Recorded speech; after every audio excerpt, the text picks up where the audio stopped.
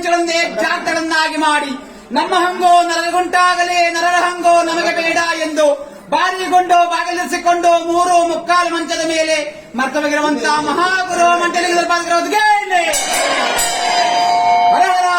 ಪಾತಾಳ ಲೋಕದಲ್ಲಿ ಪಾದ ಪೂಜೆಯೋ,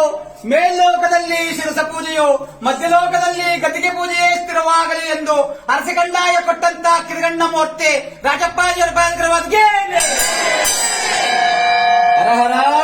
ಒಕ್ಕಲಕ್ಕಿ ಹಾಕಿ 1 ಬದನೆಕಾಯಿ ಹಾಕಿ ಲಕ್ಷದ ಮೇಲೆ 96 ಕೋಟಿ ಜೀವರಾಶಿಗೆ ನಿತ್ಯ ಬೋಧನವನ್ನು ಉಣಬಡಿಸಿ ಮಿಚ್ಚವಾದಂತಹ ಪ್ರಸಾದವನ್ನ ಕಲ್ಲು ಬಂಡಿ ಕಟ್ಟಿಸಿ ಕೈಲಾಸ ಪಟ್ಟಣ ಕೂಡಿಸಿದಂತ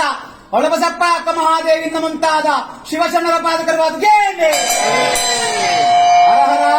ಕೋರಂಡ್ಯವನ್ನೇ ಮಾಡಿಸಿ, ಗುರು ಕೋರಂಡ್ಯವನ್ನೇ ಮಾಡಿಸಿ, ಕಾರ್ಕಳ್ಳಿಯನ್ನು ಕಾಯ್ಕಳ ಮಾಡಿಸಿ, ಅರಕಾನ್ಯವನ್ನು ಸುರಕಾನ್ಯವನ್ನಾಗಿ ಮಾಡಿ, ಸುರಕಾನ್ಯವನ್ನು ಅರಕಾನ್ಯವನ್ನಾಗಿ ಮಾಡಿ ಮೈಸೂರು ಅರಸ ಮನಸ್ಥಾನಕ್ಕೆ ಅರಸಗಂಡಾಯ ಕೊಟ್ಟಂತ ರಾಜಗುರು ರಾಜಪ್ಪಾಜಿಯವರ ಪಾದಕರವಾದ